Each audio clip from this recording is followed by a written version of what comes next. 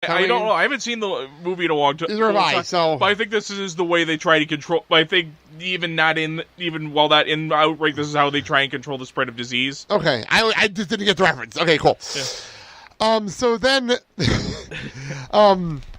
Leonardo's back and he's sick of the dog. Oh, what makes this even better? I'm sorry, is Randal going? I'm gonna move on. I'm gonna get through the episode. Oh, I'm sorry, Randal saying, "Oh, please tell me you didn't bird Dante already." Oh, Dante, you're alive. Thank God. So Leonardo shows back up with I forgot his name already. Mr. Plug, and he pulls in and he references Star Wars. Yeah. Fantastic line from C-3PO. Yeah. What can we do? I'm willing to donate any of my parts and services to help. What are you, some kind of robot? No, that's just an expression. And you see him open up his chest and hit a button there. New program, kill the human Randal. Hey, that's just an expression too. A robot expression. I really just wanted the C-3PO quote. Yeah. So that's all I wanted. Yeah. Okay, whatever. Let's move on. So outside, we cut to the news with Tova Hernandez Carlson. Again. From Leonardo, New Jersey. Outside doing the news. And this is where we see the outside of the tent. And it says, biohazard, quarantined, and try not to breathe. What the fuck? Which is odd, as I think that's the same advice that Randal gave the customer earlier. Try not to breathe. So, all right. So we cut to the mayor at his press conference. Voiced by none other than Al Franken. Who the mayor was going to a costume party, and he was dressed as Mayor McCheese. Oh, of course he was. So, why not? He says that the tent that was erected by mole people. Because why not? Yeah. Sure, we'll get back to the mole people later. Because that's the sentence. They interview Randal's parents. I thought it was Dante. No, it was Randal's parents. It was Randal's parents because they kept saying Randal. They kept saying Randal's name. And they're worried parents. And I love the fact that they said, get those mole people, son. Sure, why not? Oh, and bring home the TV guide. Wait, yeah, that was Dante's parents. Dante's parents, those Randal's parents. Yeah, those are Dante's. Something just happens fast. Yeah. All right, so the blood test came back clean, but the government doesn't believe them. That kind of sounds like them. So they have 24 hours to live. Yeah. Sure, why not? So in their 24 hours to live, they decide to go out for burgers. They want 2 cheeseburgers with no ketchup and pickles. And for some reason, we're continuing the trend of the Secret Diary of Desmond Pfeiffer references because they go to Desmond Pfeiffer's Confederate Burger. I didn't even catch that. That's fantastic. But so in a gag that only works in a show like this. This gag only works in a show like this. They go for the burgers in the hazmat suits, which is hysterical by itself. And nobody questions it. I think that's even funny. Nobody questions this. And they get their burgers, and they're wrong. So they put the hazmat suits back on, and they go back to the burgers. They come back, and they're wrong. So they put the hazmat suits back on, and they go get the burgers. And they're at the window, arguing over this. And then they come back, and they're writing a complaint letter about the fact that they didn't get their burgers. Even better is, after Major Baklava says that they're 24 hours up, they basically said, anything we can do for you? Randal just says, well, if you just mail this, we'll officially live full, healthy lives. I got nothing. I think I skipped one thing here. It was the girls. Yeah. The two. We need a complete sexual history, and to help bring in your history, we're going to have to bring in 2 giggling girls. Now I know what this note means. Now I know what my note means. It says that Dante hasn't had sex in a year. I just forgot the word sex. Now the joke makes sense in my notes. And one of the 2 giggling girls would later go on to voice Twilight Sparkle. Really? Yeah. Tara Strong. That was Tara Strong? Yeah. Oh, shit. I love Tara Strong. Fucking beautiful, too, by the way. Yeah. So, okay, we found out February 3rd, the opening. So we put 2 and 2 together, and the monkey is that gerbils. Is that the name of the pet store? Gerbils? Yes. Why not? That sounds more like Richard Gere's pet store. Oh, so we go over there and we find out the monkey's missing. Of course it is. And Jane and Silent Bob have the monkey. Okay, so I have a question. If everything's quarantined, how did they get out? Well, let's see. Silent Bob just happens to have everything in his jacket, so maybe they had some way of getting past the tent.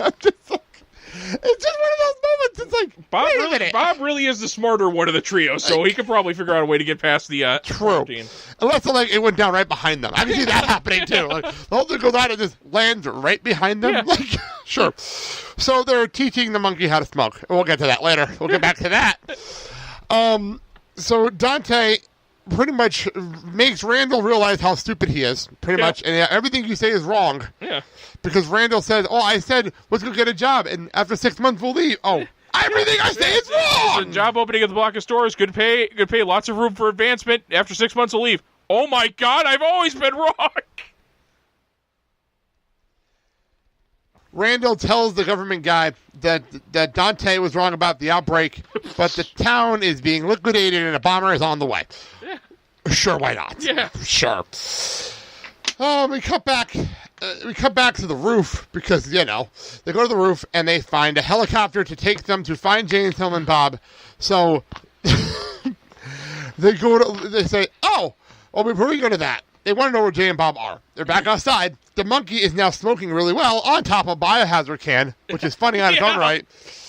And so I love that. We see this in the movies all the time. The two of them are in their own little world all the damn time because Jay sees the bubble from the thing, pops a hole into it, and takes the suck it into the DT reference, which is hysterical. And then good. Found him. And then Bob does the same thing and says nothing, which is hysterical. It's only funny when you talk, stupid. Up in the air, the helicopter takes off because Lando, not our Lando, White Lando, because apparently there's two Landos here. I really wanted a Lando Calrissian reference, and we didn't get one, unfortunately, in this episode. White Lando get into the helicopter. So we cut back to the sheriff. Right? We're at the sheriff now? Yeah.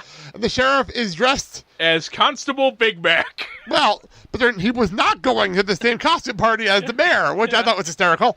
And they start talking about McDonald's stuff. But he says, as long as the bubble stays up, the city will be safe from the outbreak. The minute he says that, and you know the minute he says that, something's going to happen.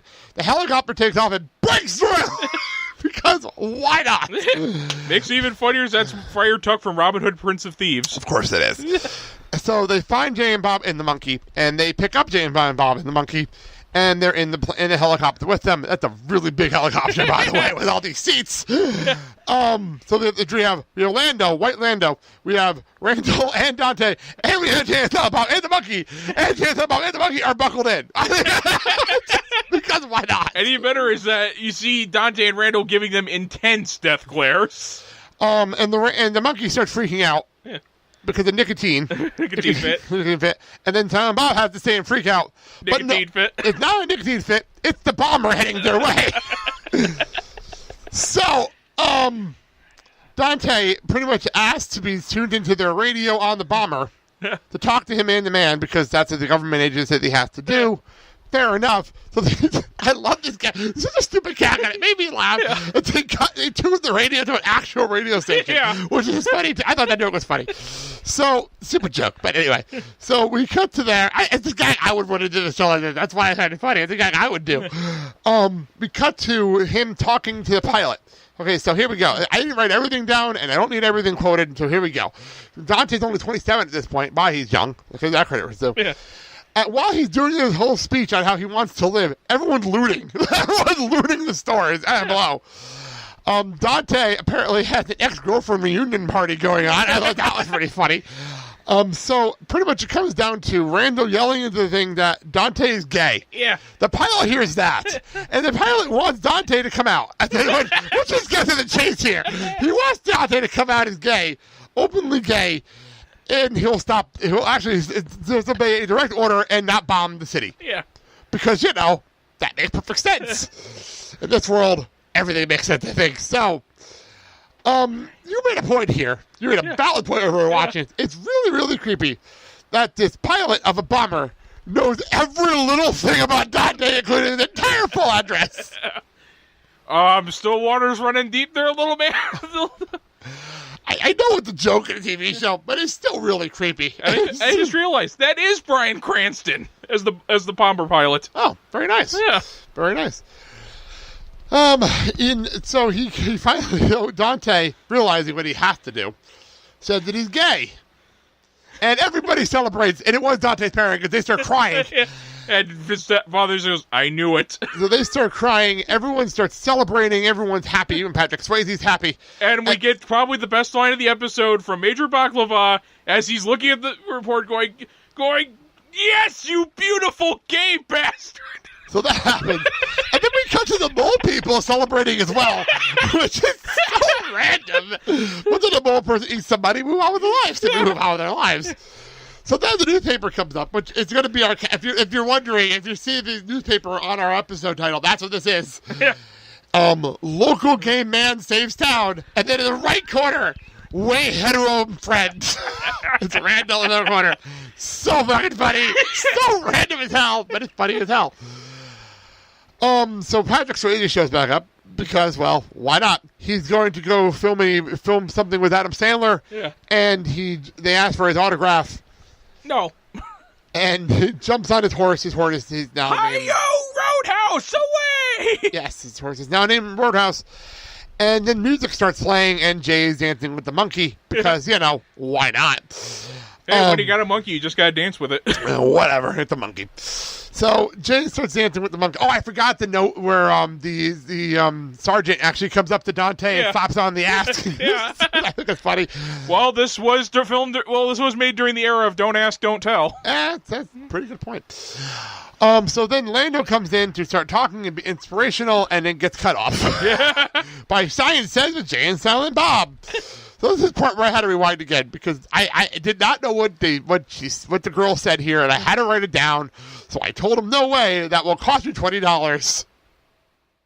And she's how old? I don't know, but wow. I'm staying far the hell away from that part of town. What the fuck goes on in Leonardo? Anyway, the boy hates science. Fair enough. Yeah. That's the whole. Science Says with Jay and Silent Bob. By the way, the image of Jay and Silent Bob is freaking Bob is in the freaking beaker. But the Bacta tank. Oh my god, so bad. But anyway. So the boy hates science, and Charles Barkley shows up to start talking about inspiring this boy about science, and then a car shows up. License plate said Clerks on the license plate. That was hysterical. And Jay and Silent Bob came out, and Jay beats the living shit out of Charles Barkley, like living shit out of him. And You're turning him from bleeding. A better frame by frame recreation of the brawl from The Godfather. That was that. I couldn't figure out why. Beats the living shit out of him. Bob says that Miho Science Says, and then they jump in the car and drive away. And End of episode. And the kids just look at the camera like, cool, we just saw someone kill a guy. End of episode. That's it. We're done. There you go. Oh, my God. Okay, well, that's that. We're trying to figure out the August schedule because I'm going out of town. Yeah. But our next episode is not going to be an animated show. We're going to go with, I'm going to put up an interview because it's the day before I go on vacations. Right? I just don't want to film that, record that week. So we're going to put up an episode, and it's going to be an interview that's one of those by proxy of the Clerks world. Yeah. Because Clerks leads to Kevin Smith, which leads to Brian Johnson, who inspired Randal. Brian Johnson is friends with Brian Quinn, who is Q in Practical Jokers. The Practical Jokers interview with Casey Jones that I didn't Blink of South shows. I'm re-airing that interview in 2 weeks on our show. There you go. So here are my interview with Casey Jones in 2 weeks on the show. Okay, what's his bacon number? 5. Anyway, so there you go. Hear that interview in 2 weeks. We'll be back soon with episode number 4 of this show, which is actually on the second disc of this episode. And what is the title of that episode, Kyle? A dissertation on the American justice system by people who have never been inside a courtroom, let alone know anything about the law, but have seen way too many legal thrillers. Sure, why not? So that's it for the Clerks Summer Series this week, and we'll see you in August. We're part of the Filling Void Podcast Network. You can hear us everywhere, including Apple Podcasts, iHeartRadio, and Spotify. We're already recording Clerks 2, which is going to be a lot of fun going on with this. So we're coming back October 1st for Clerks 2.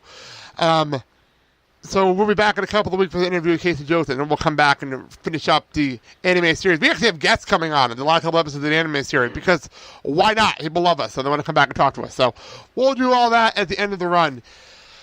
Till then, thank you so much for listening. I'm Blake. I'm Kyle. Have a good day, everybody. Peace out, homies.